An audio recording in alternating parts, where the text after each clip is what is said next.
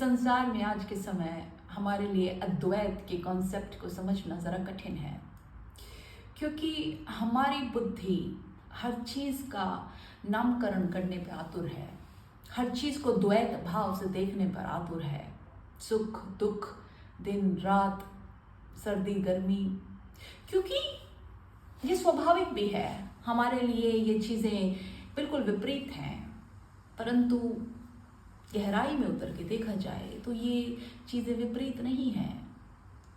ये चीज़ें एक दूसरे की पूरक हैं, एक दूसरे को कंप्लीट करती हैं। सर्दी के बिना गर्मी नहीं होगी, दिन के बिना रात नहीं होगी, सुख के बिना दुख का कैसा मूल्य और दुख के बिना सुख का कैसा मूल्य। तो ये एक दूसरे की पूरक हैं, कुछ भी द्वैत नहीं है, सब अद्वैत है। Oneness, unity, union. इसे ऐसे समझिए, हिंदुओं ने कुछ 5000 वर्षों पहले इस पूरे संसार को एक वृक्ष के रूप में सोचा था। तो उस वृक्ष की उत्पत्ति पहले एक बीज से हुई, फिर उस बीज से नन्हा पौधा बना, उस पौधे पर शाखा आई, फिर अनेक शाखा आई, फिर अनेक शाखाओं पर और अनेक शाखाएं आई, फिर उन पर पत्ते लगे, फिर उन पे फूल लगे, फिर उन पे फल लगे, और फिर उनसे बीज गिरे और नए पेड़ उत्पन्न हुए। ये तो संसार का रूप।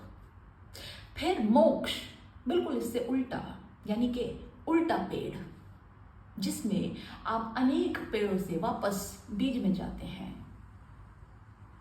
जैसे ही पेड़ अपनी चरम सीमा पर पहुंचा, उस पे फल बना, उससे बीज निकला, वो वापस धरती में गया, वो अपने मोक्ष को प्राप्त हुआ। तो ये एक साइकिल है, बट ये पूरी एक कंप्लीट साइकिल है। ये एक ही है, ये दो नहीं है। भले ही हमें दिखे दो, क्या कई चेन दिखें, कई कई पेड़ दिखें, पर है तो सब एक ही।